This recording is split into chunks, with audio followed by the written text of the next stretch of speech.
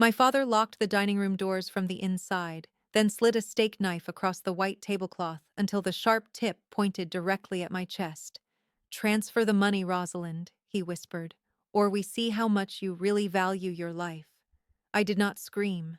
I did not beg. I just watched my sister Jessica hunched over my laptop, her eyes manic with greed as she prepared to drain $3.8 million from my account. My mother was gripping the edge of the table, trembling, waiting to be rich again. They thought they were robbing me blind. They did not know the enter key Jessica was about to press was not linked to a bank. It was a silent panic button wired directly to the state police. I took a slow sip of wine. 3, 2, 1. Drop a comment and let me know where you are listening from and what time it is for you right now. I would love to know who is part of our community. 48 hours before my father pointed a steak knife at me, the only danger I faced was a cold cup of coffee. I was standing in my apartment in downtown Boston, a space that was everything my childhood home was not: quiet, paid for, safe. The morning sun hit the quartz countertops I had bought with my own money. I was reviewing a case file on a shell company in the Caymans when my phone buzzed against the marble. The screen lit up with a single word: Mother. I stared at it. We had not spoken in 6 months, not since I refused to co-sign a loan for my sister's failed boutique. My thumb hovered over the decline button. Logic told me to let it go to voicemail. Experience told me that if Linda was calling at 8 in the morning, she wanted something and she would not stop until she got it. I answered. "What is it, Linda?" "Rosalind, honey." Her voice was breathless, dripping with a sweetness that usually cost me 5 figures. "Is that how you answer your mother? We have been so worried about you." "I am fine." "What do you want?" "We want to see you," she said, her voice dropping to a theatrical whisper. "Your father and I have been doing a lot of thinking about Grandma Margaret. It has been a year since she passed, and we never really had a proper family dinner to honor her. We want you to come home this Friday. Just us. Family." I leaned against the counter, analyzing her tone the way I analyzed spreadsheets. The pitch was too high. The pacing was rushed. She was lying. My parents did not do memorial dinners. They did performative grief when there was an audience, and they did shaking panic when there was not. "I have plans," I lied. "Please, Rosalind," she interrupted, desperation leaking through. "Jessica will be there. She is going through a hard time. She needs her big sister. We all need to heal. I am making your favorite roast." For a second, the old instinct flared up. The desperate, pathetic hope that maybe, just maybe, they actually missed me. They still saw me as the mousy teenager who would do anything for a scrap of affection. They did not know the person I was now. They did not know that at 32 years old, Rosalind was not just the quiet daughter anymore. I was a forensic accountant. I spent my days hunting down hidden assets for federal indictments. I knew how to spot a Ponzi scheme, and I certainly knew how to spot a hustle. And then Linda added too casually, "Bring that little bank key fob of yours. The blue one.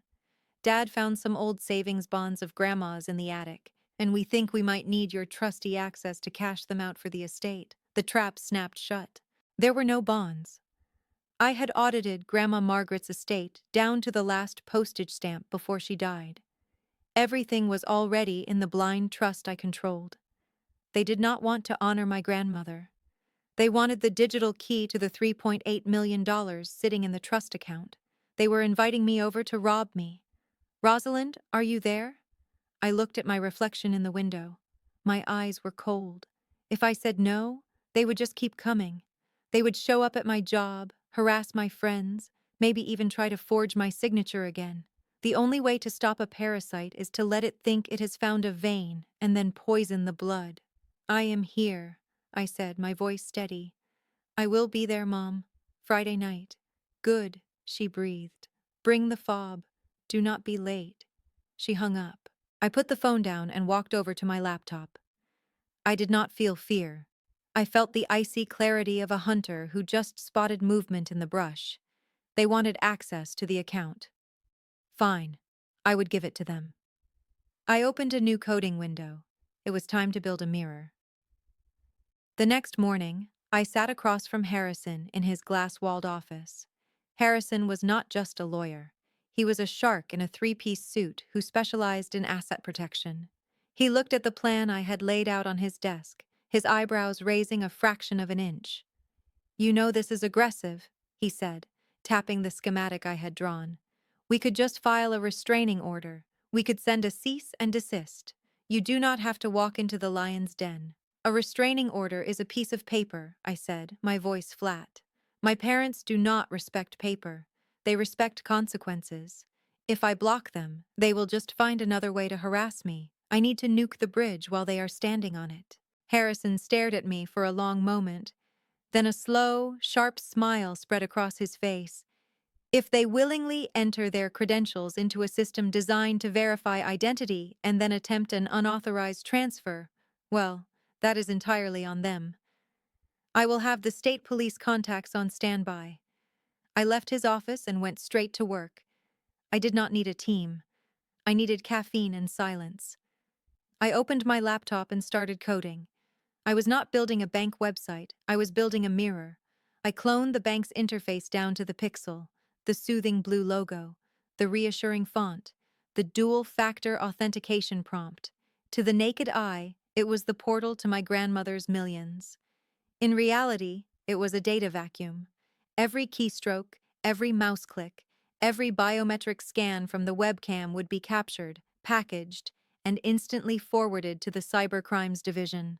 As I typed the code for the fake transfer button, my hand cramped. I shook it out. For a second, the blue light of the monitor blurred into the flashing blue lights of a police cruiser in the rain. I was 17 again. The smell of wet asphalt and burnt rubber filled my nose. My parents' sedan was wrapped around a telephone pole a mile from our house. Jessica was in the driver's seat, sobbing, reeking of vodka and peach schnapps. I was in the passenger seat, my forehead bleeding from hitting the dashboard. I had not even been in the car when she crashed. I had walked down the road because she called me screaming for help. My father arrived before the cops. He did not check if we were hurt. He checked who was in the driver's seat. He looked at Jessica, hysterical and drunk, and then he looked at me, sober and bleeding. "Move," he ordered. "What?" I asked, dazed. "Switch seats. Now." They dragged me into the driver's seat. My mother grabbed my face, her hands cold. She did not yell. She did not panic. That was the most terrifying part. She spoke to me in a soft, soothing voice, like she was explaining why I needed to eat my vegetables. "Rosalind, honey," she whispered, wiping blood from my eye. "Jessica has her pageant next month. She has the scholarship. A DUI will ruin her life. You are strong. You are smart. You can handle a juvenile record. It gets sealed when you are 18 anyway. Do this for your sister. It is just a little sacrifice. They normalized it. They made destroying my future sound like a household chore. A simple act of sisterly love. If I said no, I was the selfish one. I was the one ruining the family. So I sat there. I took the breathalyzer. I took the blame. I lost my own scholarship to a top university because of the character concern on my record. I spent my first year of adulthood scrubbing toilets to pay for community college, while Jessica went to parties on my parents' dime. I blinked, and the memory vanished. I was back in my apartment, the code blinking on the screen. They had used my love against me then. They had weaponized my loyalty. But they had forgotten that loyalty has an expiration date. I was not the 17-year-old girl bleeding in the rain anymore. I was the woman who audits cartels. I finalized the script and hit save. The trap was armed. The gravel of the driveway crunched under my tires, sounding suspiciously like bones breaking.